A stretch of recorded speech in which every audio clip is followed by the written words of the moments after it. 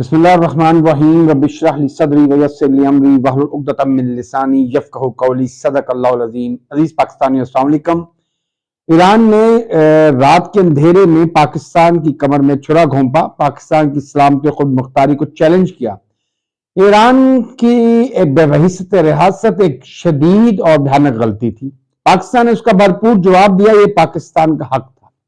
لیکن ایک سنجیدہ ذمہ دار ریاست ہونے کے ناطے پاکستان اور پاکستان کے ارباب اقتدار کبھی نہیں چاہیں گے کہ یہ کشیدگی مزید آگے بڑھے، بالخصوص جبکہ ایران ایک ہمسایہ ملک ہے، ہمارا ایک برادر اسلامی ملک ہے جس کے ساتھ ہمارے تاریخی، سماجی، ثقافتی اور سفارتی تعلقات ہیں۔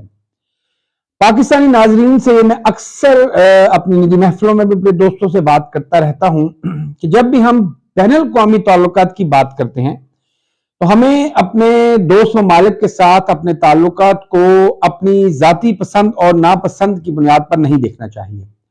بالخصوص پاکستانی معاشرے کی حیت کو مد نظر رکھتے ہوئے میں اکثر یہ کہتا ہوں کہ خدا را بین الاقوامی تعلقات کو اپنے مسلک یا اپنے عقیدے کی اینک سے مت دیکھیں، اس کو ایک مدبر شہری کی حیثیت سے دیکھیں، اس کو ایک ذمہ دار ریاست کے فرد ہونے کے لحاظ سے دیکھیں۔ ریاستوں کے درمیان تعلقات ان کے باہمی مفادات کے عکاس ہوتے ہیں، ان کا تعلق مذہبی بنیادوں پر ہرگز نہیں ہوتا۔ آج اگر اسرائیل کو امریکہ سپورٹ کر رہا ہے تو یہ کسی خاص مذہبی تعلق کی وجہ سے نہیں ہے، یہ خالصتاً مغرب اور امریکہ کے مڈل ایسٹ میں اپنے انٹرسٹ ہیں جن کو وہ اسرائیل کے ذریعے گارڈ کرتے ہیں۔ آج اگر یوکرائن کا ساتھ امریکہ دے رہا ہے اور اربوں ڈالر کی وہاں پر ایک ناکام انویسٹمنٹ کر رہا ہے تو مقصد کوئی مذہبی نہیں ہے، مقصد خالصتاً امریکی اور مغربی یورپی ممالک کے مفادات کا تحفظ ہے۔ اسی طرح ایران اور پاکستان کے تعلقات ہوں یا پاکستان اور سعودی عرب کے تعلقات ہوں، ہر سطح پر ریاست کے مفادات کو ہی مقدم رکھا جاتا ہے۔ میں اس لحاظ سے ایران، سعودی عربیہ، UAE، ٹرکی، میں ان ریاستوں کو ہمیشہ سے اپریشیٹ کرتا ہوں کہ یہ ریاستیں ہمیشہ اپنے مفادات کو مقدم رکھتی ہیں۔ یہ کبھی اسلام کے نام پر، کبھی تاریخی تعلقات کے نام پر بھیک میں کوئی چیز نہ دیتی ہیں اور نہ ہی مانگتی ہیں۔ پاکستان کی بحیثیت ریاست یہ بدقسمتی رہی ہے کہ ہم نے قومی سطح پر شعور کا وہ پودا اگانے کی بجائے شعور کو ایک جن سمجھتے ہوئے، ایک غیر ضروری چیز سمجھتے ہوئے اس کو بوتل میں بند کر دیا، جس کو بالآخر عمران خان نے بوتل سے آزاد کیا ہے۔ ہمیں اپنے شہریوں کو یہ چیز سمجھانا ضروری تھا کہ ریاست کے مفادات کیا ہوتے ہیں۔ پاکستان جب کسی ملک سے تعلق بناتا ہے تو وہ صرف اسلام کے نام پر نہیں بناتا بلکہ ذاتی تعلقات کے نام پر بناتا ہے۔ میں پاکستانیوں سے ایک بڑا سادہ سا سوال کرتا ہوں۔ 1979 یعنی کہ آج سے 44 ایئرز پہلے ایران میں اسلامی انقلاب آیا تھا۔ کیا پچھلے 44 سال میں ایران نے اسرائیل پر کوئی ایک فزیکل حملہ کیا ہے؟ کیا پچھلے 44 سال میں 44 ایئرز میں ایران نے کیا کسی امریکی ہدف کو نشانہ بجایا ہے آبنہ ہرمز میں یا خلیج فارس میں؟ ایسا کچھ نہیں ہوا۔ ہاں البتہ ایران نے عراق کے ساتھ 10 سال جنگ لڑی۔ ایران آج عراق میں، شام میں اور یمن میں ہونے والے جو فسادات ہیں یا جو نسلی یا مذہبی جنگ لڑی جا رہی ہے اس کا ایک اہم کردار ہے۔ اور جہاں جہاں دنیا بھر میں مسلمان ممالک میں باہمی فساد ہے، خصوصاً شیعہ اور سنی کی بنیاد پر، وہاں پر آپ کو ایران کا ایک سگنیچر نظر آتا ہے۔ اور اسلامی انقلاب یا شیعہ انقلاب آنے سے بہت پہلے تو ایران بحیثیت ریاست برٹش امپیریلزم کا ایک سگنیچر تھا، اس کا ایک حصہ تھا۔ اور اگر برطانوی سامراج کا ساتھ ایران نہ دیتا تو شاید ترکی بہت آسانی سے یورپ کے مزید بہت سارے علاقوں کو فتح کر لیتا، اور ترکی کو اگر اپنے مشرقی سرحدوں پر خصوصاً ایران کے علاقوں میں فتنہ اور فساد کا سامنا نہ کرنا پڑتا تو ان کے لیے ترکی میں اپنی گرفت، یورپ میں اس کو اپنی گرفت کو قائم رکھنا بہت ضروری تھا۔ برطانوی سامراج کے بعد ایران جو ہے وہ امریکی سامراج کا حصہ بن گیا اور اس علاقے میں وہ امریکہ کا سب سے بڑا کھلاڑی یا چوکیدار تھا۔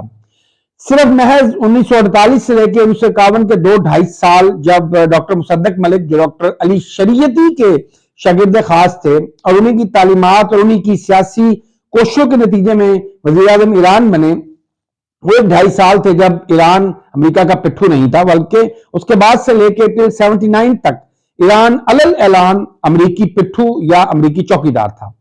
تاہم 44 سال پہلے جب ایران میں ایک اسلامی انقلاب آیا تو یہ سمجھا جانے لگا کہ برگ امریکہ کے نعروں سے لوگوں کو یہ باور کرایا گیا کہ جی ایران امریکہ کا کوئی بہت بڑا دشمن ہے۔ لیکن آپ کے سامنے ہے پچھلے 44 ایئرز میں ایران نے اب تک امریکی یا آپ کہہ سکتے ہیں اسرائیلی مفادات کو کوئی براہ راست زد نہیں پہنچائی۔ اب یمن، اب یہ جو قضیہ ہے غزہ کا، اسی میں آپ دیکھ لیں، غزہ میں لڑنے والے اہل تشیع نہیں ہیں بلکہ وہ خالصاً عرب ہیں اور شاید وہ وہابی یا شافی اور حنبلی مسلک سے تعلق رکھتے ہیں۔ وہ لڑ رہے ہیں، وہ شہید ہو رہے ہیں۔ ہاں، ایران بہت اچھے بیانات دے رہا ہے، حزب اللہ نے بہت بلند باز دعوے کیے ہیں، لیکن کوئی مجھے بتا سکتا ہے کہ حزب اللہ نے اب تک جنوبی لبنان سے شام پر اسرائیل پر کتنے حملے کیے ہیں اور جواب میں اسرائیل نے اب تک حزب اللہ کے کتنے ٹھکانوں کو نشانہ بنایا ہے؟ یہ ساری باتیں ہیں۔ چند دن قبل ساؤتھ افریقہ نے انٹرنیشنل کورٹ آف جسٹس میں جو کیس کیا تھا اس کی حمایت بھی صرف ترکی، ملائیشیا اور کوئی ایک اور ملک ہے جنہوں نے کی ہے، ایران نے تو ان کی حمایت نہیں کی۔ پاکستانیوں کو یہ چیز سمجھنے کی ضرورت ہے، پاکستان کی ریاست کو یہ چیز غور کرنے کی ضرورت ہے کہ آخر وہ کون سے زمینی حقائق ہیں، وہ کون سی ریئلٹیز ہیں، وہ کون سے چھپے ہوئے حقائق ہیں جو ہمیں نظر نہیں آ رہے، کہ جن کی بنا پر ایسے کڑے وقت میں ایران نے پاکستان پر حملہ کرنے کا سوچا، جب پاکستان آلریڈی افغانستان کے ساتھ بہت اچھے تعلقات انجوائے نہیں کر رہا، بھارت کے ساتھ روایتی طور پر ہمارے تعلقات خراب ہیں۔ اچھا، ایسی صورتحال میں پاکستان کے جو اندر کے حالات ہیں ان سے آپ صرف نظر نہیں کر سکتے۔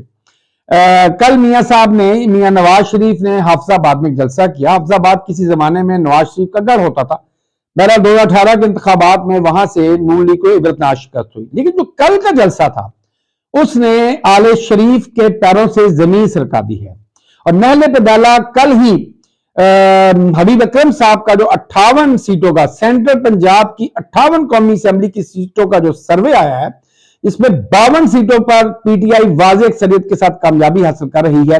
اس سروے نے جلتی پر تیل کا کام کیا ہے۔ آل شریف کو اب سمجھ نہیں آ رہی کہ وہ کیا کرے۔ تاہم سب سے پہلے تو نواز شریف صاحب نے فوراً اعلان کیا ہے کہ اب وہ مزید جلسے نہیں کریں گے کیونکہ ان کی طبیعت یا ان کی صحت جلسے کرنے کی اجازت نہیں دیتی۔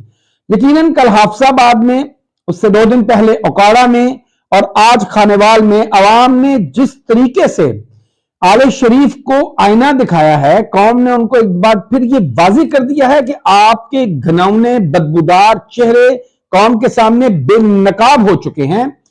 آپ کا شرمناک کردار اور جس طریقے سے آپ نے ووٹ کو عزت دو سے بات بوٹ کو عزت دو پر پہنچائی، اور پھر جو آپ نے کمال کا بیانیہ دیا کہ ساڈی گل ہو گئی ہے، تو اب میاں صاحب کہہ رہے ہیں کہ ساڈی بس ہو گئی ہے۔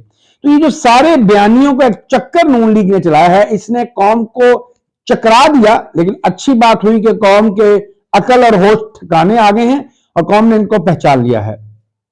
اس وقت جو پی ایم ایل این کے حامی لفافہ صحافی بریگیڈ ہے، جن میں غریدہ فارودگی جیسے لوگ سر فہرست ہیں، وہ بھی اس چیز کا اعتراف کرنے پہ مجبور ہو گئے ہیں کہ سیالکوٹ این 71 جیسے نون لیگ کے گھر جہاں سے خواجہ آصف اپنے باپ کے زمانے سے جیتتا رہا ہے، ان حلقوں میں بھی پی ٹی آئی کی حمایت 80% تک پہنچ چکی ہے، جو کہ ایک انتہائی بڑی شرح ہے۔ اور اگر اگلے انتخابات میں صاف اور شفاف ووٹنگ کی اجازت دی جاتی ہے تو شاید عمران خان کی حمایت میں پڑنے والا ووٹ مجیب الرحمان کی حمایت میں پڑنے والے ووٹ کا ریکارڈ بھی توڑ دے۔ ایسے میں آج ڈاکٹر یاسمین راشد آخری اطلاعات تک لاہور ہائی کورٹ میں تھی، ان کے خلاف جتنے کیسز ان میں ان کی ضمانت ہو چکی تھی، مگر پنجاب پولیس عدالت کے باہر کھڑی ان کو گرفتار کرنے کے لیے کوئی اور مقدمے میں تیار بیٹھی تھی۔ اس پر ڈاکٹر یاسمین راشد غصے سے بول اٹھی. انہوں نے کہا میں آج تک خاموش رہی, مجھے بات چیت تک کرنے کی اجازت نہیں دی جاتی, لیکن اب میں میڈیا سے بات کروں گی, میں کھل کر بولوں گی. اس نے کہا کہ نواز شریف اتنا بغیرت اور اتنا غلیظ, اتنا گھٹیا انسان ہے کہ مجھ جیسی 73 سالہ بوڑھی اور بیمار عورت سے خوفزدہ ہے. خود کو وہ قومی سطح کا لیڈر کہتا ہے, خود کو وہ شیر سے تشبیہ دیتا ہے, مگر اس کے گیدڑ اور اس کے جاہل